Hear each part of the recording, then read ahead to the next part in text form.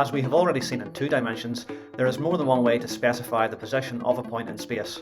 This point P can be specified by its Cartesian coordinates x and y, but it can equally well be specified by its polar coordinates r and theta. If we draw a line segment from the origin out to the point P, then we define r to be the length of this line and theta to be the inclination of this line from the positive x-axis in the anticlockwise direction, with theta taken to be between 0 and 2 pi. The cylindrical coordinate system is a straightforward extension of these polar coordinates from the 2D plane into 3D space. We start by drawing a vertical line segment from the point to the xy plane, staying parallel to the z-axis. From there we draw a line segment back to the origin, and the length of this line segment is defined to be the radial coordinate ρ. The inclination of this line from the positive x-axis is the angle phi, taken between 0 and 2 pi. The final coordinate is actually just z, the same as the Cartesian coordinate z, measured from the origin along the Cartesian z-axis. You will hopefully notice that ρ and phi are actually just the 2D plane polar coordinates of the point P' in the xy plane. Unfortunately, when we move to cylindrical coordinates, we call them ρ and phi instead of r and theta, because r and theta will be used to mean something else when we get to spherical coordinates. To be honest, the change of notation doesn't make a whole lot of sense, but for some reason it's just the way it's done in most textbooks, and you'll just have to get used to it. We're now ready to look at spherical coordinates, which are a bit more complicated. We begin by drawing a line segment from the point directly to the origin. The length of this line segment is the radial coordinate r. We then measure the angle from the positive z-axis to this line segment and call it theta. Theta is known as the polar angle and is between 0 and pi. Finally, just as we did in cylindrical coordinates, we draw a vertical line segment from our point to the xy plane, staying parallel to the z-axis, and then draw another line segment from here back to the origin. Measure the angle from the positive x-axis to this line segment and call it phi. Phi is known here as the azimuthal angle. It's between 0 and 2 pi, and it's the same as the angle phi that we had in cylindrical coordinates. We are now going to consider something called the volume element in each of these coordinate systems. This will be needed later on when we look at how to do volume integrals. It's a generalization of the area element that we saw in 2 dimensions. So let's go back to 2 dimensions. If we have a double integral in Cartesian coordinates, the area element is just dx dy. But when we switch to polar coordinates, we can't just change dx dy into dr d theta. We actually have to change it into r dr d theta. This is actually in turn a generalization of the idea of integration by substitution from single variable calculus. If we have an integral of f of x dx, and then we substitute some function of t in place of x, we can't just change the dx straight into a dt, we actually have to replace dx by dt. So let's go to 2 dimensions for a moment and recall how we found the area element r dr d theta in plane polar coordinates. If we consider a point with position vector r that can be specified by its Cartesian coordinates x and y, or its plane polar coordinates r and theta, and add in a neighbouring point with Cartesian coordinates x plus dx and y plus dy, or plane polar coordinates r plus dr and theta plus d theta. The word neighbouring here means that this second point is very, very close to the first point. In practice, we think of it being an infinitesimal distance away, although that's not a totally rigorous idea. Now this diagram is starting to get a bit crowded, so I'm going to remove some of the labels and just keep the differentials dx and dy. The area element in Cartesian coordinates can be found by simply drawing a rectangle that has our 2 points at opposite corners, and the area of this rectangle is just dx dy. Great. In polar coordinates, however, we have to form the infinitesimal area element differently. Let's take the black point and extend the dashed line measuring its radial coordinate further out until it has the same length as the blue dashed line. The shaded area is then the desired area element.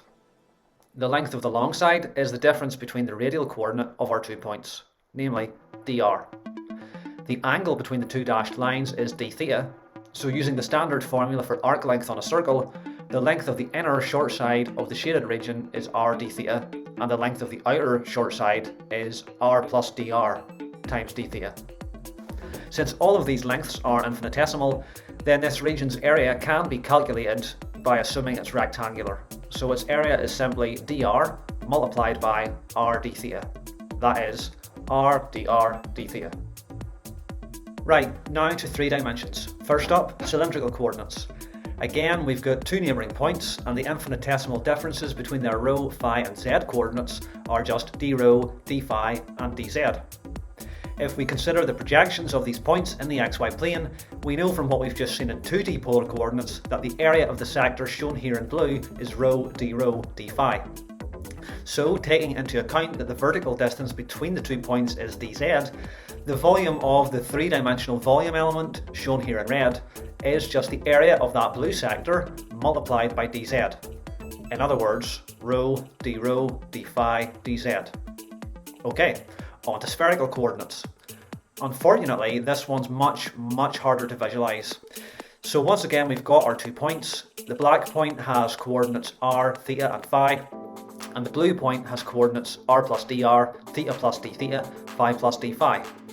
If we project the points down into the xy plane, then by using standard trigonometry, the distance from the origin to the projection of the black point is r sine theta, and the angle between the 2 dashed lines in the xy plane is just d phi. Thus, using the standard formula for arc length, the length of the inner arc on the blue sector shown here is r sine theta d phi. If we now go back out of the xy plane, the black and blue points bound opposite vertices of a sort of spherical wedge shown in red. Again, since its sides are infinitesimal, we can just consider it to be a cuboid. Each edge of the red region is formed by holding 2 of the coordinates fixed and varying the other one. So as we've just seen, holding r and theta fixed and varying phi gives the length r sine theta d phi. Similarly, holding r and phi fixed and varying theta and using the standard formula for arc length gives the length r d theta. Lastly, holding theta and phi fixed and varying r just gives the length dr. So the volume of this region is the product of those 3 quantities. That is, r sine theta d phi multiplied by r d theta multiplied by dr. That amounts to r squared sine theta dr d theta d phi. As I say, this is incredibly difficult to visualise. If you can't see it right now, you may want to pause the video and try making a sketch of this on paper yourself. If you feel like you still can't quite visualise it, don't worry too much. It's good enough to just memorise the volume element, r squared sine theta dr d theta d phi. In the expressions for the volume element that we've worked out for cylindrical coordinates and spherical coordinates, the extra factors we have that come along with the coordinate differentials have a special name. They're called the Lamé coefficients, or sometimes just scale factors.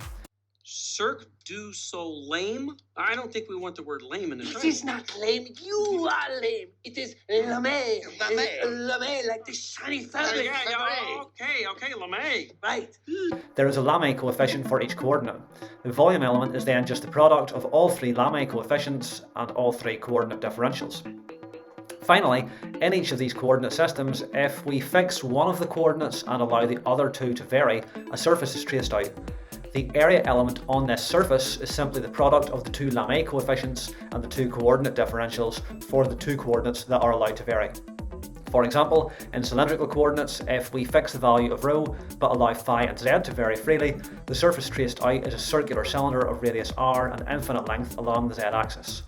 The area of the red region associated with a change d phi in the angle phi and a change dz in z is rho d phi dz. We can also consider the surfaces where phi is the coordinate that's held constant, or the surface where z is the coordinate that's held constant.